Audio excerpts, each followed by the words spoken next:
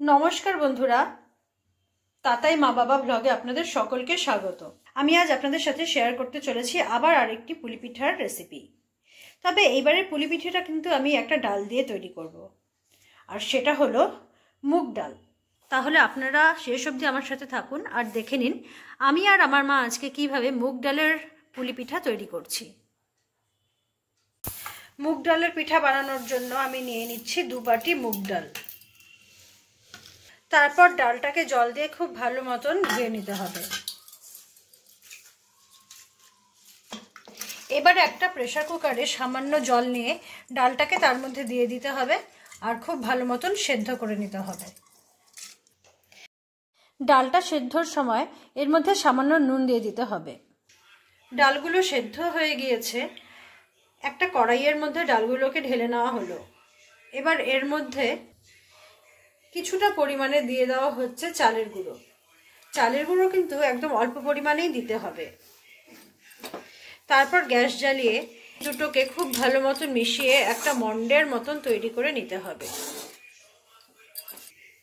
কিছুটা নাড়ানোর পরে এর মধ্যে দিয়ে দেওয়া হচ্ছে সামান্য খোয়া ঘি। তারপরে আবার এই 3টে উপাদানকেই খুব ভালো মতন মিশিয়ে নিতে হবে।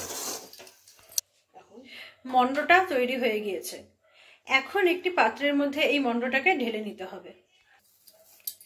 এবার হাত দিয়ে খুব ভালো মতন চটকে নিতে হবে যাতে দানাদার ভাবটা না থাকে। এই মন্ডটার মধ্যে সামান্য ময়দা মিশিয়ে নেওয়া হয়েছে। তারপর আবার ভালো মতন এই মন্ডটাকে ডলে নেওয়া হচ্ছে। দেখতেই পাচ্ছেন মন্ডটা একদম তৈরি হয়ে গিয়েছে। এবার এই মন্ডটার থেকে সামান্য একটু নিয়ে একটু হাতে ভালো মতন চিপে গোল করে নিতে হবে।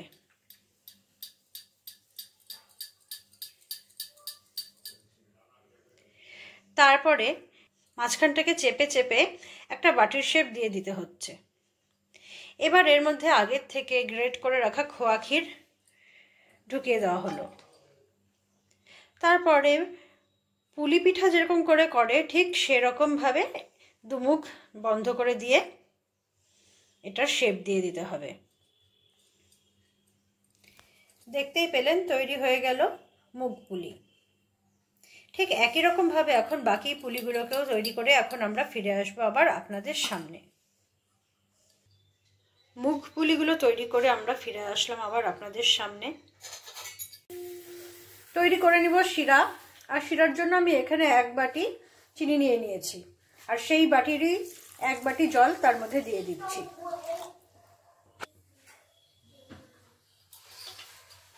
এখন আঁচ বাড়িয়ে শিরাটাকে তৈরি করে নিতে হবে। শিরাটা তৈরি হয়ে গিয়েছে, এখন আমি গ্যাসটাকে বন্ধ করে দিচ্ছি। একটা কড়াইয়ের মধ্যে কিছুটা সাদা তেল দিয়ে দিয়েছি। এবার তেলটা গরম হয়ে গেলে পুলিগুলো এর মধ্যে দিয়ে দেওয়া হলো। খুব একটা বেশি পুলি দেওয়া যাবে না, আমরা 4টে করেই ভেজে নিচ্ছি। আর ভাজার সময় গ্যাসের আঁচ মিডিয়ামে রাখতে হবে।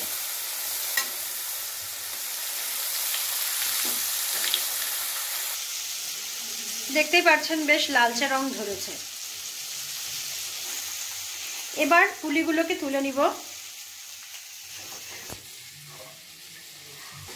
আর এই হালকা গরম থাকা শিরাটার মধ্যে ছেড়ে দেব। একই রকম ভাবে বাকি পুলিগুলোকেও ভেজে নিয়েছি। হালকা গরম থাকা অবস্থায় যে চিনি শিরাটা আছে তার মধ্যে ছেড়ে দেব। তারপরে ফিরে আসবো কিছু সময় পর। মুগ ডালের পুলি আমার রেডি হয়ে গিয়েছে। আমি রসের থেকেও তুলে রেখে দিয়েছি। এটা কিন্তু ভীষণ সুস্বাদু হয় খেতে। আর আমি কতটা সহজ পদ্ধতিতে তৈরি করলাম সেটাও আপনারা দেখে নিলেন। তবে আপনারাও যদি চান তবে এত সহজ পদ্ধতিতে এই পৌষ সংক্রান্তিতে এই পিঠাটা তৈরি করে নিতে পারেন। আমার আজকের ভিডিওটি আপনাদের কেমন লাগলো তা অবশ্যই আমাকে কমেন্ট করে জানাবেন।